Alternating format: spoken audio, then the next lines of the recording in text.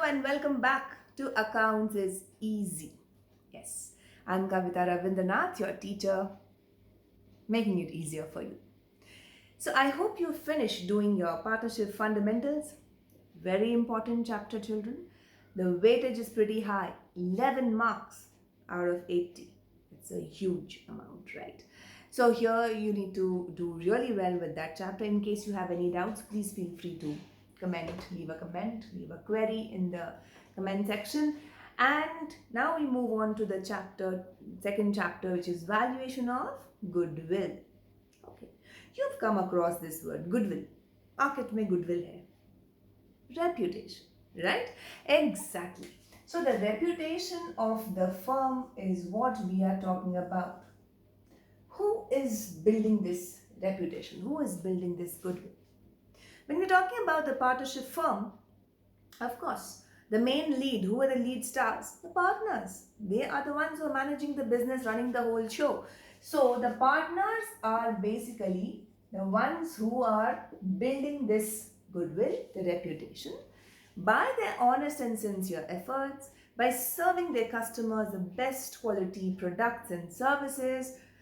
So there are a lot of factors which eventually build up the goodwill of the firm. Number of years. For how many years have you been in service? Haven't you heard of companies saying since 1912 or since 1850?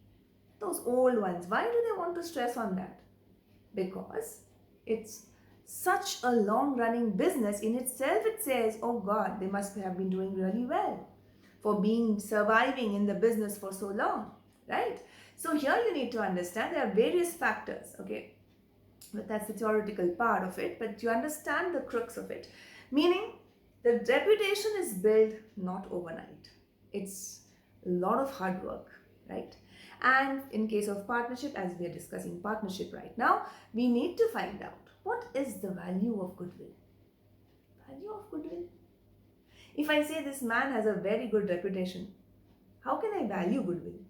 That it is 1 lakh worth of reputation, 2 lakhs worth of reputation. Weird, right? Yes. Goodwill is an intangible asset. Its presence can't be seen, felt, touched, but it is very much there, right? Now just take for example, you know a person X for the last 10 years. You know how he behaves. He's a very nice guy and a very friendly, helpful, honest, things like that.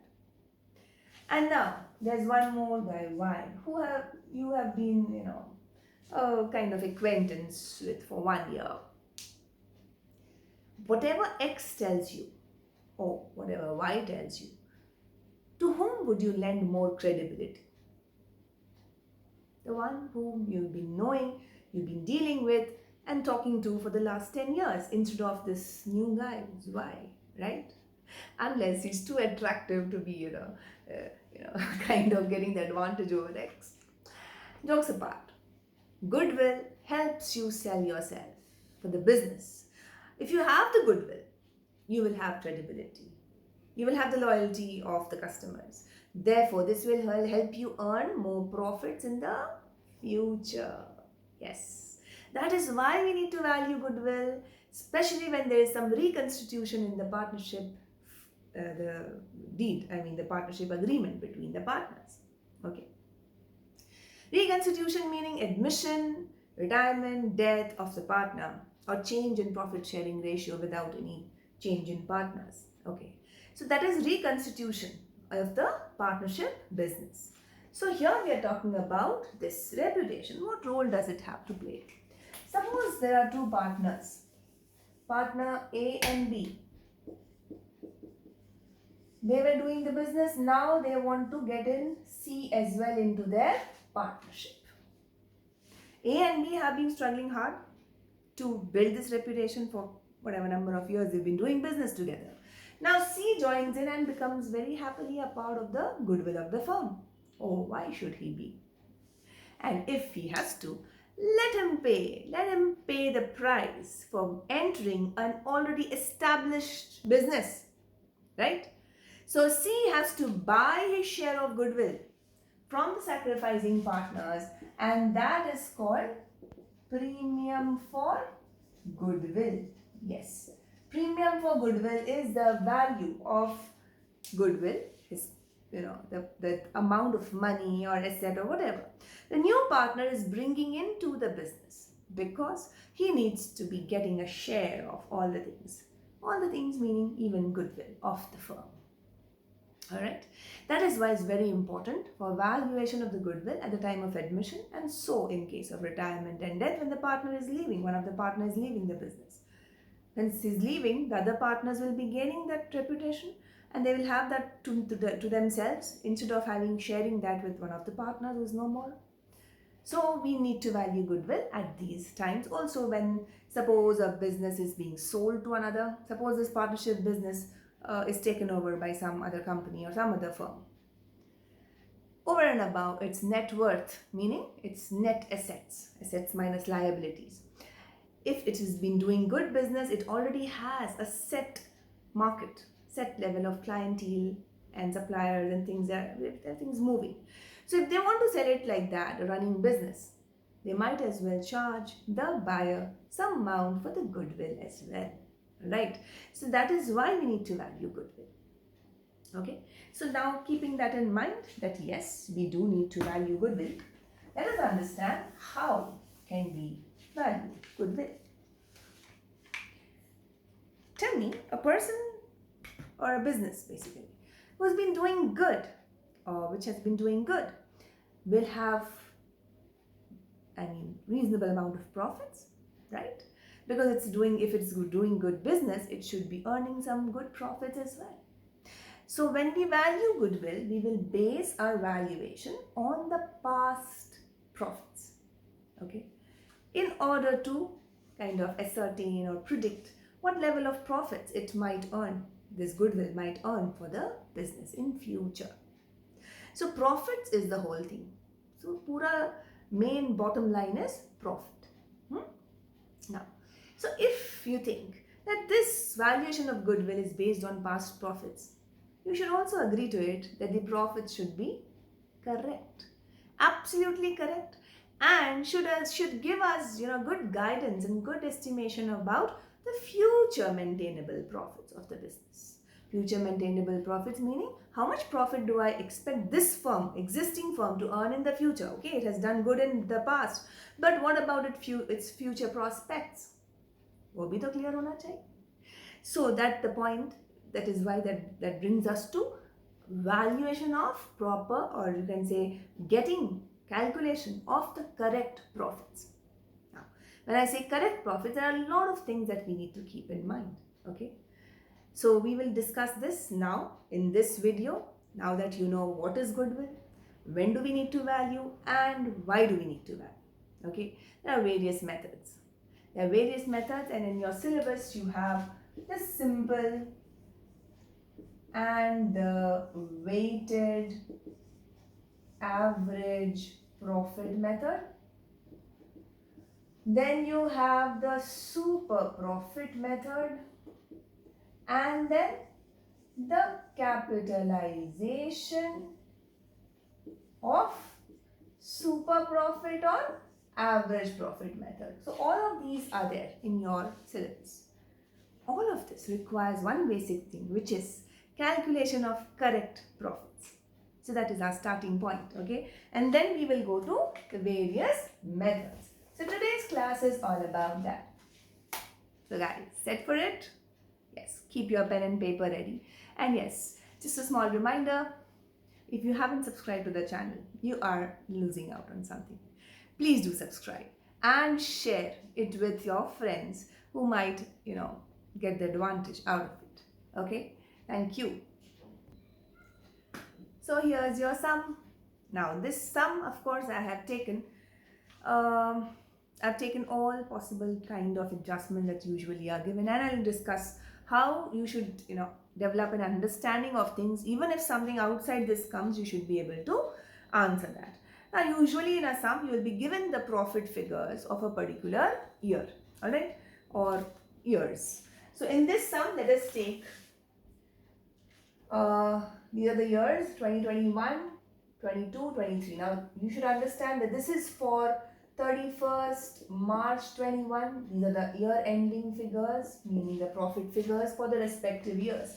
So this is 31/3/23. Okay. And also you should have a clear understanding that from when to when is the accounting period.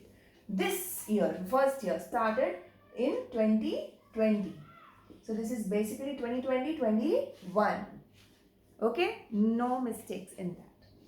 Okay, that is the year. Now you've been given the profit and losses.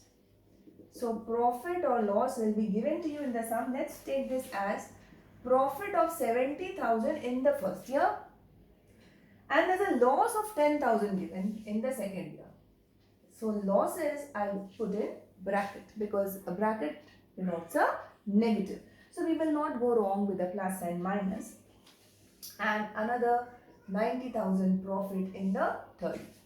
These are my starting points. What are these? This is what I'm going to adjust. Whatever wrong has gone, whatever things have gone wrong in the past, we will have to adjust that and arrive at the future maintainable profits. Okay, you should know this word FMP. Future maintainable profits. It's also called adjusted profits of the firm. Done. Let's see. Question says, abnormal loss in year 2021 was 10,000. Now this abnormal loss, what is this abnormal loss? This can be, keep a note of it, okay? Keep writing whatever I'm saying. This abnormal loss can be a loss due to fire, theft, accident, etc. Then of an asset or goods, okay? Whatever is abnormally lost. Also, a loss on sale of fixed assets will be considered in the same way here. Of course, it's not an abnormal loss as such, but that's not recurring, right? That is not a usual expenditure of the business, because that is not what is the firm is all about, buying and selling fixed assets at loss or a profit, right? So fixed assets, whenever we sell, either we make a profit or a loss, or no profit, no loss. In that case, those are considered as unusual, abnormal. That is not supposed to be happening to the business on a regular basis. So that is what is our, consideration here. If something is usual to the business, fine. Something is unusual, that something can be a gain or a loss, an income or an expense. We need to adjust that so that we come to such profits that can be shown as regular, the normal level of profits that the firm will be earning in the future. Because that is what that is what our goodwill will be based on. So we need to arrive at the correct profit. Okay, done with that. So what do we do with this? This was an abnormal loss. Suppose this did not happen, my profits would have increased that year, would have been more. So which year am I talking about? 2021. So this is this year, 2021. So here I add back any abnormal loss that happens to the firm. It is not going to affect any of the other years because this was a loss only in this particular year, right? You also have to check that. Some adjustments will affect more than 1 year, okay? So before going to the next adjustment, you should always check, okay, is this only affecting 1 year or going to affect the future, the previous year, the following year, whatever, all right? Next. A windfall gain of 5,000 in year ending 2023. 2023 meaning this third year. Okay. Windfall gain, unusual. Okay. Just like a sale of maybe investments. You had purchased it long back, but now you are selling it, okay, after 10 years, and suddenly you have got a huge profit. That is not going to happen every year, right? So this was an unusual gain. So that has to be removed.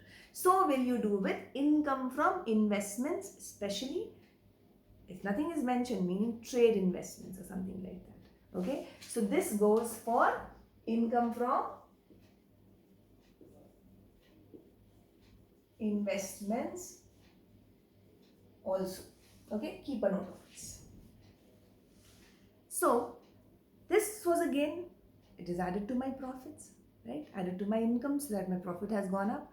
And had it been not there, or if you're not counting that, we will have to reduce that year's profit. because that amount of money we are considering unusual. So we will subtract that amount. Subtract any abnormal gains. Okay? Any income gain that is not usual to the business. Not a recurring thing, not a normal thing. Remove it. Okay? So removing this 5,000 from this year. So removing meaning putting in bracket. Nothing in the first 2 years. So you got the logic? How we are thinking? Huh? The logic is very important. Then next one was closing stock was overvalued as on 31/3/2021, 31/3/2021 this year. The closing stock, meaning the year-end stock, you know how it is valued. A physical stock check is done and it is valued at either the cost or market value, whichever is lower. So somehow you're seeing that you have overvalued your stock by 8,000. Whenever you value your closing stock, overvalue it, that means it is going, overvaluation meaning you put it on the trading credit side, right? Meaning it's adding to the income side, correct? So that is meaning that is overvalued, if closing stock is overvalued, your profits are overvalued for that particular year, right? So in that case, you need to bring down the profit of that particular year. So which year are we talking about? This year. So less overvaluation of closing stock, 8,000. Bring it down. Obviously, this overvaluation of closing stock is done for that year, first thing. We have more. So that year, the profits would have gone down had I valued my closing stock correctly, right? So I brought it down. But remember, the closing stock of this year becomes automatically the opening stock of next year, right? We value stock on 31st March. We don't value it again on 1st of April, immediately the next day. We take it at the same value. That means whatever overvaluation was done here for closing stock, it is the same overvaluation for opening stock next year. And exactly ulta happens, the opposite, right? Opening stock is overvalued. Opening stock is shown on which side of trading account? The debit side, right? So the debit side is all about the expenses. So that one expense has been overvalued. When we value an expense more, my profits go down, right? So we need to correct it. Add 8,000 here in the next year. Add overvalued opening stock. And that's it. Because again, this year ending, you are going to value your stocks again. So this overvaluation thing is not going to carry forward. Alright. So it's going to affect 2 years. So closing stock there and opening stock here. Now, exactly the opposite will happen in case the sum says closing stock was undervalued, meaning valued less than the correct value. Meaning, in this year in which it was undervalued, you will add it back. And the next year, opening stock will be undervalued, expense undervalued, meaning profit overvalued. Reduce it in the next year. Exact opposite treatment. Okay? Overvaluation, undervaluation. I hope it's clear. Next. Till here done. Asset purchased on 1/4/21 was wrongly debited to purchases account. Oh. And depreciation to be charged at 10% per annum on straight line method. Where is that? This is one mistake you people used to make in class 11. Did you? Sometimes it was written purchase machinery for so and so and you debited the purchase account. Very happily seeing the word purchase. Have you done that? Recollecting something. Okay, maybe initially. And maybe later you realize that assets and goods are not the same. Purchase of asset should be debited to asset account. Purchase of goods should be debited to purchases account. That's the whole concept of capital and revenue. I hope you remember that. So now see what happens is you have purchased asset on 1/4/21. Fine. You debited purchases account. So purchases account will be part of your expenses and is close to trading account, debiting your trading account. So you've counted that as a regular revenue expense. That has brought down your profit. Correct it. It should not have been charged to your profits. Do you debit assets and liabilities in trading and profit and loss account? No. You show that in balance sheet, right? So here we're talking about this asset purchase, meaning a capital expenditure. Okay? A capital expenditure treated as revenue. I'm giving you every possible type of wordings also in the sum. Alright? So it's given here asset purchase. Any capital expenditure which is treated as revenue will obviously bring down your profit for that year. So now correct it. Okay. So the amount is missing. I think it's 50,000. Yes. So this amount was, the value of the asset was 50,000. Okay. So 50,000, my profits have gone down. So add it back. Which year? This was on 1/4/21. So you will immediately be tempted to see 21 here and go here. No. 1/4/21 is this year now, the beginning of the second year. This is year 21/22. Please be very careful with this. Okay. So this year's profits had been undervalued. Please add this 50,000 here, not here. Okay. Add that. It should not have been debited to your profit. It should not have brought your profits down. It is not revenue in nature. But this is not the only thing. Depreciation is to be charged at 10% on straight line method. Meaning, the asset that we are talking about is to be depreciated at 10%. Would you have depreciated? No. You didn't even count it as an asset. How will you have depreciated? So you have skipped that depreciation, isn't it? So if I correct this, I will also have to charge depreciation on the asset, which you did not charge earlier, right? So less depreciation omitted on the asset at the rate 10% per annum. So please be careful about the method and the date of purchase. Here, do not jump it up, okay? So here 10% of 50,000, 5,000 for the whole year. Of course, it was purchased on 1st April, so I will depreciate for the whole of the year. Fine? Straight line method and WDV method. I hope you remember that, right? Straight line method, of course, this is on the original cost. The other name was original cost. So 5,000 there. Will it affect the next year as well? It should. It should. Why not? Because since you omitted in the first year, second year also automatically you would not have charged any depreciation. Right? You would have omitted that as well. So, here you need to charge depreciation again. For the whole year, this is straight line method, equal installment method. The same 5,000 will be debited from the next year's profits also, because you had skipped or omitted to charge depreciation. Next. So, now the next one. Repairs to furniture on 1st October. 10,000 was added to furniture. Oh, okay. So repairs to furniture was added to furniture. Now what do you do with that? It was a revenue expense, repairs. Why should you add to furniture? Regular repairs has got nothing to do with what? The asset value. Asset value doesn't decrease, right? So we need to understand in this case, here you should have debited your profits. You did not. Bring it down. Bring down the profit for this year. In which year did we purchase? 1st October 2020, meaning this would have ended in 2021. Okay. So we need to reduce repairs treated as asset. Okay, 10,000 here in this year. Clear? This was the effect of this. Now, let me quickly add here in this one. Okay. Depreciation.